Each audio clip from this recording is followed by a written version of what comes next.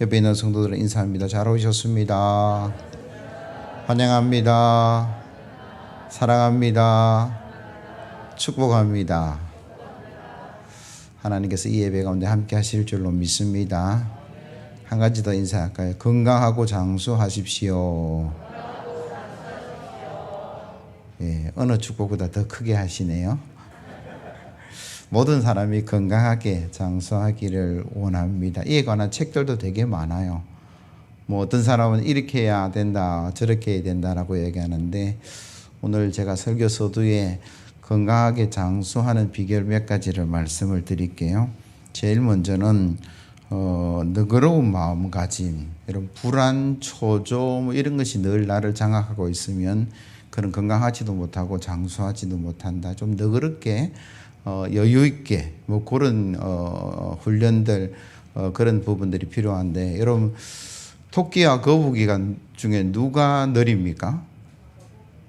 거북이가 느리죠. 누가 더 장수했을까요? 네, 거북이죠. 느림의 비결이라는 건데, 거북이의 평균 수명이 한 200년 정도 된다라고 이야기해요. 거북이는 우리가 느리다라고 얘기하는데, 그런 느림과 여유가 그 200년의 장수의 비결이다, 뭐 그렇게 이야기합니다. 동물들을 보면 온유하고 느릿한 게 오래 살고, 맹수들 막 강하고 뭐 그런 것들이 단명한다, 뭐 그렇게 이야기하는데, 사람도 마찬가지예요. 우리도 동물에 속하기 때문에 여러분 화 잘 내고 급하게 달려가는 그 사람들이 문제가 생깁니다. 어떤 일 앞에 조금 여유를 가지려고 애를 쓰고 조금은 생각을 한 번 더 하는 그분들이 훨씬 더 장수할 수 있다, 뭐 그런 이야기를 하는데, 독일의 탄광이 무너져 가지고 일주일 동안 갇혀 있었는데, 일주일 만에 그게 이제 길이 뚫려서 사람들이 다 구조됐습니다. 한 사람 죽었는데 누가 죽었냐 가만히 보니까 시계 차고 있던 사람. 왜 시계 차고 있던 사람이 죽었을까? 시계 없는 사람은 시간이 얼마나 흘러갔는지 뭐 그런 신경을 덜 썼을 것인데, 이 사람은 시계에 있으니까 1분 지났다, 1시간 지났다, 하루가 지났는데 아직 구조되지 못한다, 이틀이 지났는데 3일이 지났는데, 그러면서 그 혼자 일찍 갔다라는 이야기가 있다라는 거죠. 두 번째 비결이 뭐냐 그러면 소식, 누구나 다 하는 이야기입니다. 금욕, 뭐 그렇게 이야기를 하는데, 사람이 몇 살까지 살 수 있을까요? 여러분 몇 살까지 살고 싶고, 아니 우리가 얼마 정도 살 수 있을까? 미국 노화연구소의 조지 로스 연구원들과 그리고 또 전문가들의 말을 인용하면, 사람이 굉장히 주어진 수명을 다 살아가는 게 뭐 소식이고 금욕이다라고 이야기하는데, 170세까지 가능하다, 뭐 그런 이야기를 해요. 여러분 170살까지 살기를 예수 그리스도의 이름으로 기원합니다. 그것도 건강하게 그렇다라는 건데, 우리가 태어나서 자라나면서 신체가 커지고 건강해지다가 어느 일정 기간이 지나면 노화가 시작됐고, 우리 몸에 건강이 사라져서 질병이 찾아오기 시작하는데, 그 물질이 산소 원자와 같은 이른바 자유기라는 건데, 그 자유기를 생성하는 그걸 줄이는 방법이 소식이고 금욕이다, 뭐 그렇게 이야기를 하죠. 그래서 우리가 점점점 키가 크고 또 성장하다가 이제 노화되는데, 그걸 속도를 줄일 수 있는 게 소식이고 금욕, 뭐 그렇게 이야기하고요. 하나 더 말씀드리면, 더불어 살아가는 여유로움, 아까 여유로운 마음과 또 다른 느낌인데, 다른 사람과 함께 더불어 사회를 이루고 살아가는 그 사랑과 긍휼, 베품과 나눔이 훨씬 더 본인의 건강과 장수를 보장한다.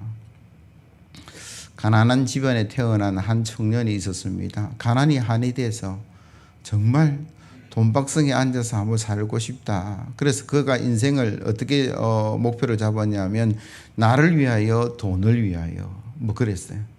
그래서 죽으라고 일을 했습니다. 그래서 미국에서 미국의 그 석유 90%를 장악할 정도로 큰 부호가 되었어요. 그러면서 노동하는 사람 노동에 착취를 했고, 세금 띵가 먹었고, 또 막 사람들이 와서 돈 때문에 무릎 꿇게 하는 그런 삶을 살았어요. 그 결과가 자기에게 찾아온 질병과 고통과 어려움이 있었어요. 너무나 많은 극심한 스트레스, 소화불량, 뭐 곳곳에 고장 난 것이 하나도 없어서 의사한테 찾아가니까 53세인데 죽음을 준비하십시오. 뭐 그렇게 이야기했어요.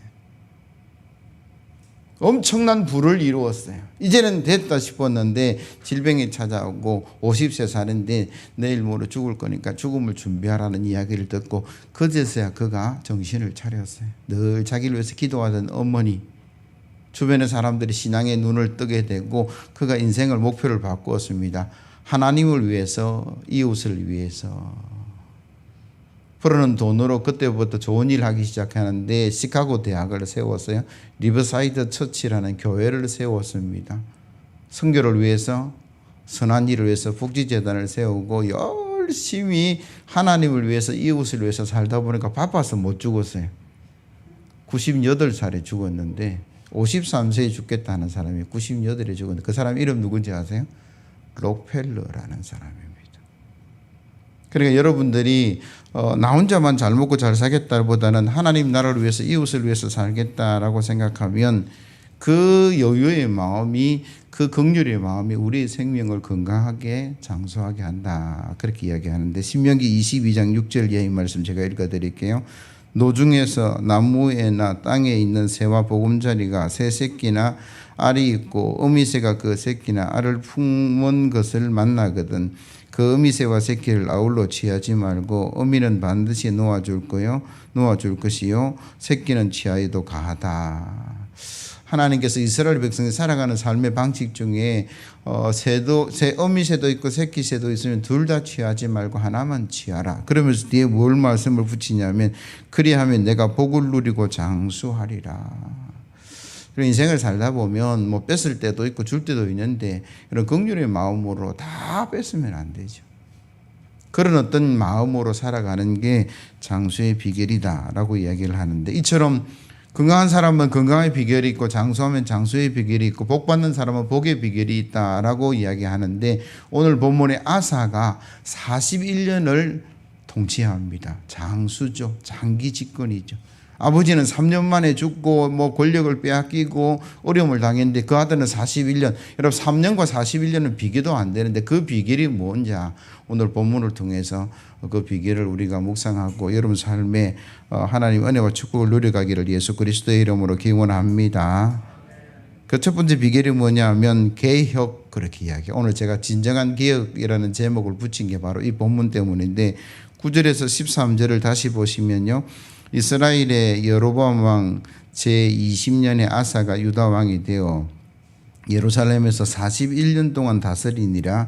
그의 어머니의 이름은 마아가라 아비살롬의 딸이더라. 아사가 그의 조상 다윗같이 여호와 보시기에 정직하게 행하여 남색하는 자를 땅에서 쫓아내고 그의 조상들이 지은 모든 우상을 없애고 또 그의 어머니 마아가가 혐오스러운 아세라상을 만들었으므로 태우의 위를 피하고 그 우상을 찍어 기드론 시내에서 불살랐더라. 그렇게 기록을 해요. 그러면 개혁이 뭐냐? 기구 내지는 기구 개혁, 이렇게 해서 기구를 바꾸기도 하고 어떤 공동체의 어떤 법이나 질서들이 무너질 때 그걸 다시 뭐 새롭게 만들어가는 것을 개혁, 그렇게 이야기해요. 그래서 많은 분야의 개혁이 일어나는데 오늘 본문에는 아사는 종교 개혁을 일으켰다. 당시의 유다 사람들이 하나님 말씀으로 복을 누리고 살아가야 되는데 그렇지 못한 부분들을 고치고 바꾸었다라는 기록이 있는데 제일 먼저는 남색하는 자들을 쫓아냈다. 동성애라는 이야기보다는요, 이방의 우상들의 제사를 지낼 때에 그 의식 속에 활동하는 여자 창녀도 있지만 창남들도 있었어요. 그 남색하는 그 사람들을 쫓아냈다라는 이야기고, 두 번째로는 열조로부터 내려왔던 우상들을 제거했다. 솔로몬으로부터 시작된 게 참 많아요. 우리 솔로몬 가면 참 좋은 출발을 보여줬던 왕인데, 그러니까 정략 결혼을 하면서 주변의 많은 나라들과 전쟁을 멈추고 평화롭게 살아가는 인간적인 방법 중에 하나가 사돈 맺는 거죠. 근데 그 사람들이, 그 여인들이 솔로몬과 결혼을 하고 사도를 맺으면서 그냥 온 게 아니라, 여러분 우리가요, 며느리감, 사위감 내지는 손녀, 손주들 시집장가 보내지 아직까지 멀었는지 모르지만 기도 꼭 하셔야 되는 게 뭐냐 그러면, 20년 동안 30년 동안 그들이 가지고 있는 생활 습관이라든지 생각이라든지 가치관이라든지 종교를 쉽게 바꿀 수 없어요. 예수 안 믿는 며느리 와서 사이 와서 고생하는 사람들 참 많이 봅니다. 그 고생이란 단어는 오해하지 말아야 되는데 신앙적 갈등들이 늘 있는 집안들을 보게 된다라는 거죠. 솔로몬이 정략 결혼을 하면서 그 여인들이 가져온 우상들이 이스라엘에 자리 잡게 되고 하나님의 선민인데 거기에서 우상 숭배가 일어났는데 그 우상들의 종류가 굉장히 많아요. 아세라, 아스다롯, 밀곰, 그모스, 바알. 하나님만 섬겨야 되는 나라가 이런 우상들을 섬기게 되고 판이 치니까 어려움을 겪을 수밖에 없어서 아사가 그 계획을 했다. 심지어 자기 어머니가 아사랴상을 만들고 우상을 섬기니까 그 어머니의 왕후의 자리도 폐위시켰다. 그렇게 오늘 본문은 이야기하죠. 참 쉬운 일이 아닌데 아사라는 사람이 이 계획을 이루는 일에 얼마나 힘겹고 어려웠을까. 인간의 정을 하나님의 신앙으로 극복했다. 뭐 그렇게 말할 수 있는 것이면 너무나 쉽게 말할 수 있는 건 아니겠죠. 그 속에 수많은 갈등도 있었을 것이고 아픔도 있었을 것이고 눈물도 있었을 것이다. 그렇게 생각합니다. 계획은 참 쉬운 건 아닌데 우리가 개혁교회 가운데 있다는 사실을 여러분 기억하셔야 돼요. 우리가 다니는 교회가 개혁교회입니다. 영어로는 리폼드 처치, 프레스비테리안 처치라고 이야기하는 것인데 1517년 10월 31일 마틴 루터가 종교개혁을 하죠. 95개의 문의 반박문을 성당 문 앞에 딱 붙이면서 이거 잘못됐고 저거 잘못됐고 해서 그거 고쳐야 될 것 항목들을 붙이면서 교회 개혁이 시작됐는데 그때만 하더라도 로만 카톨릭밖에 없었어요. 그 카톨릭이 면죄부를 팔기 시작하는 가장 큰 어려움이 바로 그거였어요.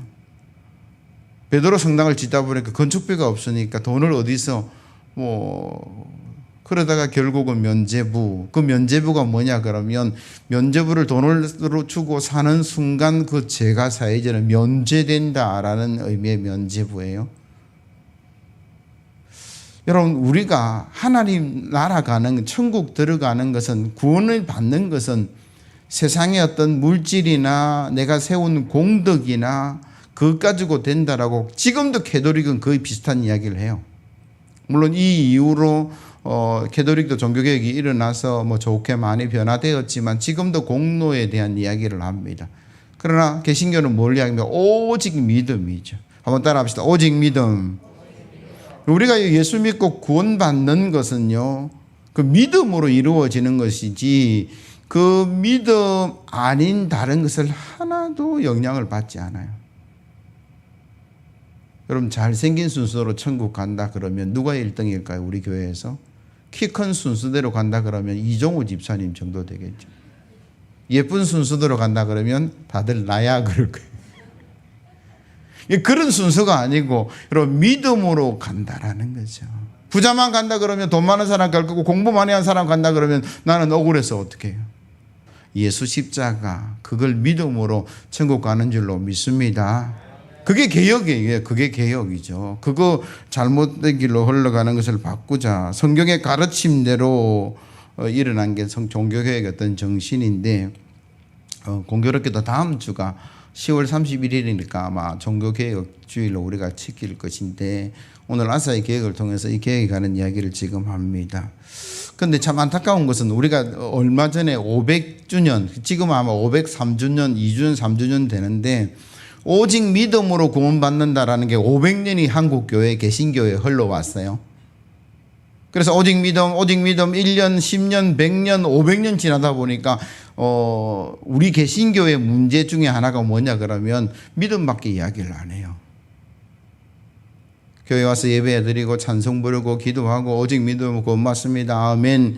근데 세상에 나가서 생활적인 면들이나 삶적인 면들이나 공로는 아니지만 여러분 구원받은 사람으로서의 선한 삶을 살고 헌신하고 충성하고 헌금하고 하는 부분들은 등한히 된 게 또 사실이에요. 이거 믿음만 있으면 되지. 헌신하면, 충성하면, 뭐 헌금하면, 구제하면 그거 뭐 소용이 있어? 라고 이야기하는 사람도 있지만 그런 쪽의 분위기가 있다라는 거예요. 그럼 믿음만 있으면 됩니까? 그 믿음이 삶으로 드러나는 것도 필요한데 그 삶이 약해져 버린 게 개신교의 어떤 약점 아닌 약점이 되었습니다. 그래서 저와 여러분들이 예수님 말씀으로 돌아가서 빛과 소금이라고 이야기하는 것은 너의 착한 행실을 사람들에게 보여주어서 라고 하는 말씀. 사랑과 희락과 화평과 오래 참음, 자비, 양성, 충성, 온유, 절제, 성령의 열매를 맺기를 분명히 말씀하고 있는데 우리가 오직 믿음으로 이야기하다 보니까 열매는 약해져 버렸어요.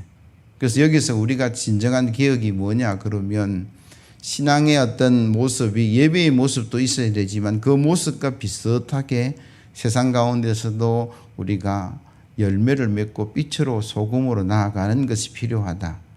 그것이 저와 여러분들의 모습이 되고 그 진정한 개혁을 이루어서 주의 복을 누려가기를 예수 그리스도의 이름으로 기원합니다.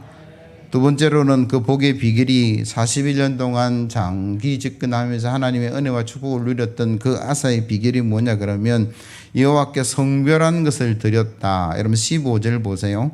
그가 그의 아버지가 성별한 것과 자기가 성별한 것을 여호와의 성전에 받들어 드렸으니 곧 은과 금과 그릇들이더라.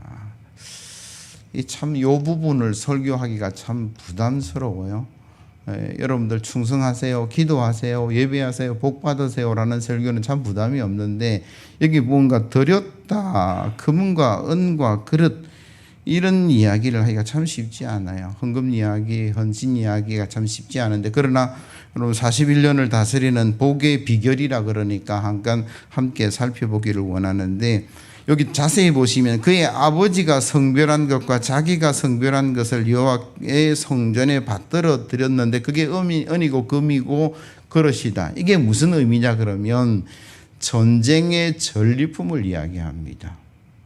아비암이라는 사람이 전쟁할 때에 전쟁의 두려움으로 하나님께 나가서 부르짖어 기도하고 제사장이 나팔을 보고 제사장을 앞세워서 하나님의 도움으로 승리했다라는 이야기예요. 그게 지난주에 묵상한 말씀인데 그 이후에 여러분 전쟁의 결과물은 늘 전리품이 있어요. 노예도 따라오죠. 그래서 다윗이 어떻게 하나님의 성전을 지을 때 그렇게 많은 은금과 모든 부하를 내어놓았을까? 전쟁에 승리할 때마다 전리품을 받아오고 사람들이 있기 때문에 그게 부자가 되는 비결 중에 고대의 하나였어요. 근데 자세히 오늘 본문을 보면 아비암은 분명히 하나님의 은혜 가운데 기도 가운데 제사장을 앞세워서 승리했는데 그 전리품에 대한 10의 1조를 안 드렸다라고 보면 돼요. 근데 누가 드렸습니까? 아들이 아버지 것까지. 아사도 전쟁에 승리한 부분이 있는데 오늘 본문 우리가 마지막 부분에 읽었던 그 부분을 통해서 물론 뭐 전쟁이 미연에 방지된 부분이 있지만 그가 드렸던 그 전리품에 대한 전부도 아니에요. 10의 1조를 드리는 부분을 통해서 그가 하나님께 주시는 복을 누려갔다라는 이야기를 합니다. 우리가 살아가면서 먹고 사는 문제, 일하고 월급 받고 수입이 있는 그 문제들, 그 일들 앞에서 여러분들이 꼭 잊지 말아야 될 게 뭐냐 그러면 내게 들어온 것이지만 거기에 나의 몫이 제일 많아요. 그러나 하나님의 몫도 있고 이웃의 몫도 있다는 사실을 잊지 않으셔야 돼요. 성경의 이야기입니다. 하나님의 몫은 10의 1조라는 것이고 이웃의 몫은 구제하고 선교하고 이스라엘에게 농사 짓고 나서 포도밭이든지 뭐 보리밭이든지 이삭 싹 다 거두지 말라 하나님께서 그렇게 말씀하세요. 좀 남겨둬라. 가난한 사람들이 이삭 주워서 먹고 살 수 있도록 나그네들이 그거 먹고 살아갈 수 있도록 그 이웃과 나그네와 고아와 과부의 몫들을 하나님께서 분명히 말씀하고 계세요. 그리고 왜 우리가 10의 1조를 드리냐라는 것은 이게 주인이 하나님이다라는 것을 인정하는 거예요. 여러분 대단히 죄송하지만 여러분들 주인 아닙니다. 기분 나쁘실지 모르지만 저와 여러분들은 하나님께서 맡겨주신 청지기로서의 삶을 살아가는 거예요. 영년부터 종말이 언제 될지 모르겠지만 아노 도미니 AD 기원 후 제가 67년 10월 11일 생인데 저는 벌써 53살, 54살의 생일이 지났어요. 50년의 시간을 선물로 받은 거예요. 전체 시간 앞으로 몇 년을 더 하나님께 허락하실지 모르겠지만 이게 내가 살아가는 시간이지만 시간의 주인은 하나님이고 그 하나님의 시간 위에 내 요 한 70, 80 되는 시간을 선물로 받은 거죠. 그 시간의 주인은 내가 아니라 하나님이에요. 하나님이 주신 시간을 내가 누려가죠. 물질도 마찬가지잖아요. 세상 만물을 주님이 지으셨고 내가 농사 지어서 내가 회사 다녀서 받은 수입이 오로지 내 힘으로 됐다라고 말하면 참 어리석잖아요. 여러분 호흡하는 게 없으면 됩니까? 돈 주고 공기 세는 사람은 어디 있어요? 하나님이 지으신 그 자연 속에서 우리가 살아가고 제가 맨날 이야기했던 것 중에 우리 근육 중에 수익은 불수익은 내 스스로 움직일 수 있는 이런 근육이 있는가 하면 심장은 지 혼자서 움직여요. 내 의지와 전혀 상관없어. 이게 멈추는 순간 우리는 생명의 끝이 나는데 내 의지로 멈추고 가는 게 아니에요. 하나님의 은혜로 계속 돌아가는 거죠.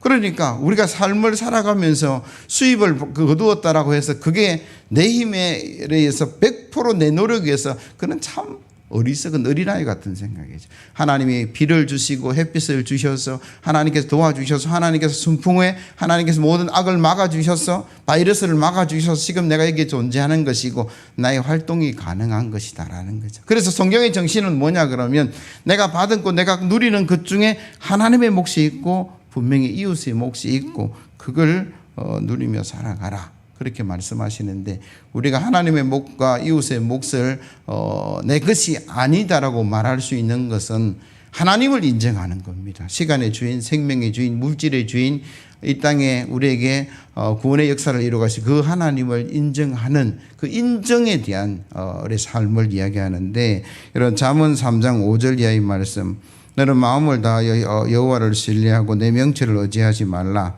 너는 범사의 그를 인정하라. 그리하면 내 길을 지도하시리라. 스스로 지혜롭게 여기지 말지어다. 여호와를 경외하며 악을 떠날지어다. 이것이 내 몸의 양약이 되어 내 골수를 윤택하게 하리라. 너는 범사의 그를 인정하라. 그리하면 내 길을 지도하고 내 몸의 양약과 내 골수의 윤택. 이게 뭔 이야기입니까? 하나님을 인정하는 그 순간 하나님이 우리의 삶을 인도하시고 건강하게 장수 누리게 하시겠다라는 약속의 말씀이죠. 일주일에 교회 한 번 오는 것 그거 우리의 사명을 다하는 거예요. 하나님의 시간의 주인이니까 전체 일주일이 하나님의 것이지만 그 중에 하루를 하나님께 구별함으로 하나님이 시간의 주인입니다 라고 인정하는 것이고 모든 물질이 다 하나님의 것이지만 제가 11조를 드림으로 말미암아 하나님께서 나에게 주신 것을 인정합니다 라는 신앙 고백이다라는 거죠. 여러분 민수기 18장 19절 이하에 보면 하나님은 제사장 아론과 소금 약속 언약이라는 것을 맺습니다.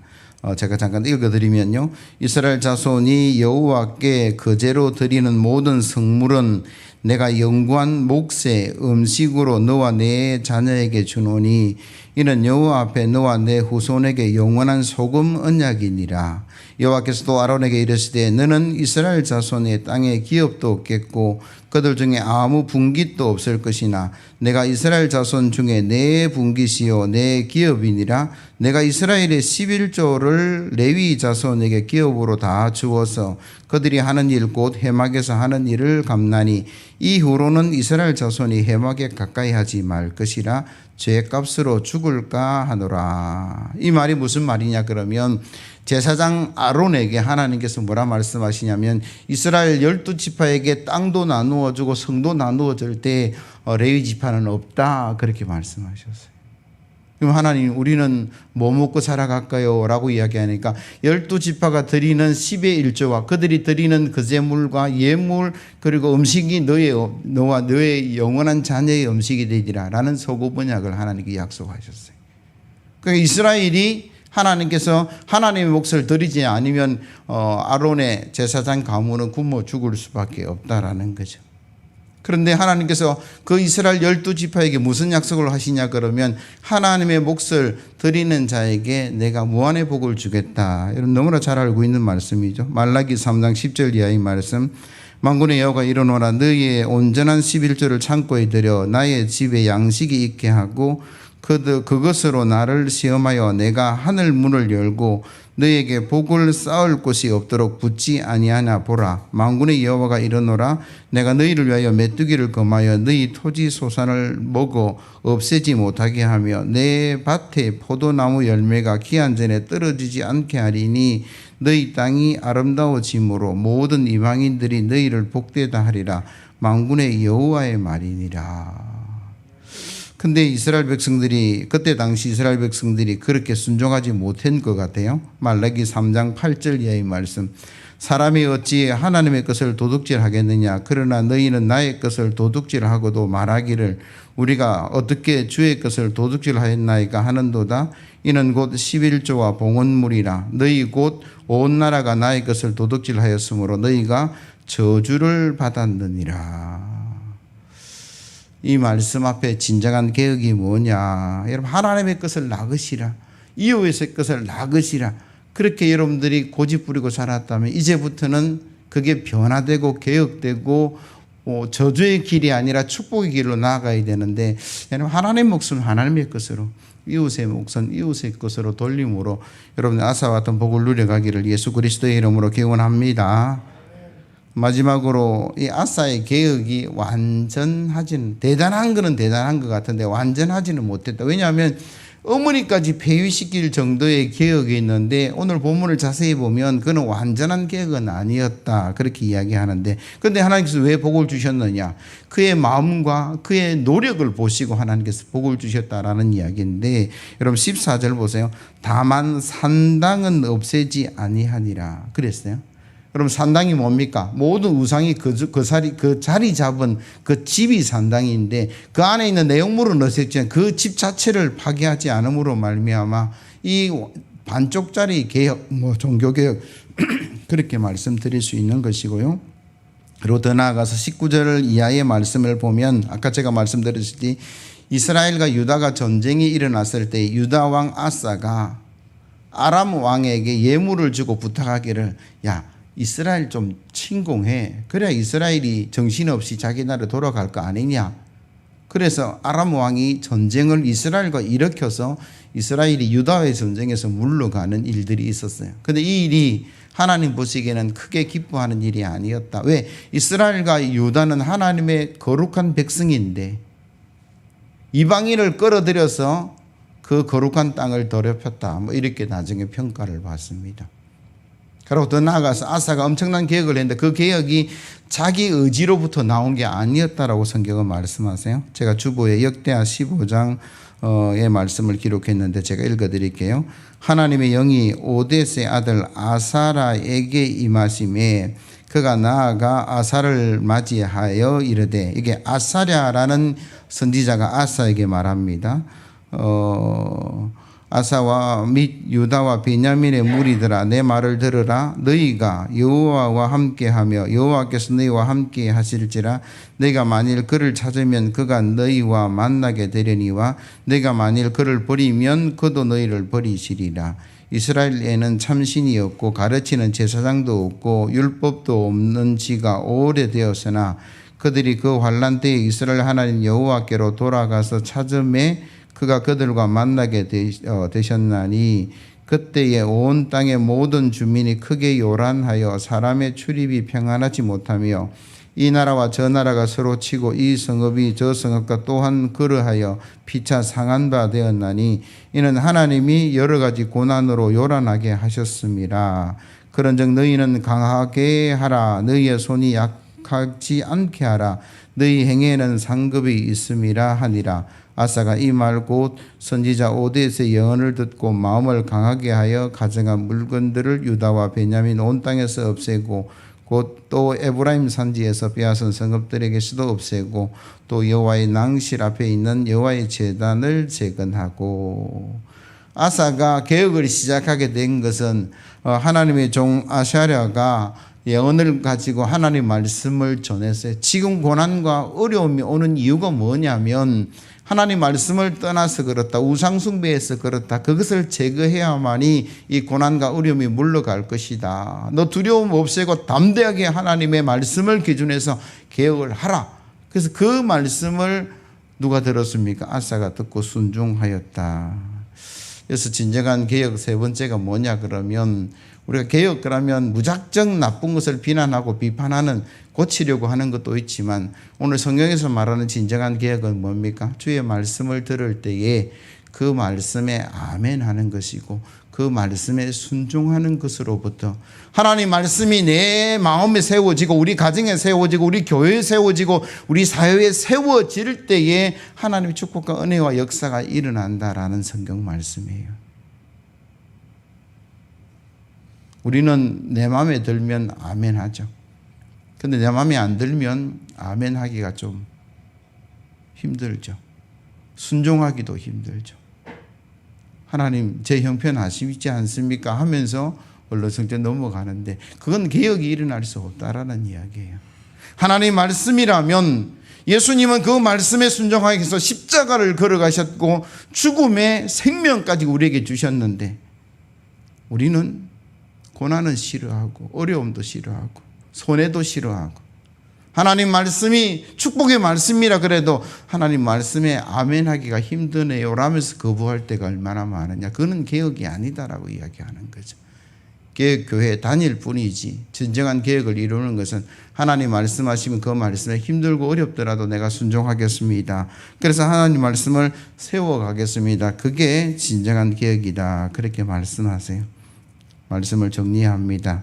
종교개혁주일 한 주간을 앞두고 아사의 개혁과 축복을 통해서 저와 여러분들이 축복을 누려가야 되는데 제일 먼저는 우리가 믿음 플러스 신앙의 아름다운 열매를 맺어야 되겠다라고 말씀하시고 자본주의 세상에서 돈이 굉장히 중요하지만 하나님의 것도 내 것으로 또 이웃의 것도 내 것으로 고집부리지 말고 나누고 베푸는 삶을 살아가기. 그리고 마지막으로 하나님께서 말씀하시면 힘들고 어렵고 순종하기 참 힘든 일이라 할지라도 그래도 제가 기꺼이 한번 순종해 보겠습니다. 아멘하고 나아가는 것이 41년의 장수의 복이다. 장기 집권의 복이다. 하나님께서 인정하시는 축복의 어떤 이야기다라는 사실을 기억하시고 이 어려운 시대에 힘든 시대에 하나님의 은혜와 축복을 변화시키는 그런 개혁의 길로 걸어가는 저와 여러분들 되기를 예수 그리스도의 이름으로 기원합니다. 486장 찬송합니다.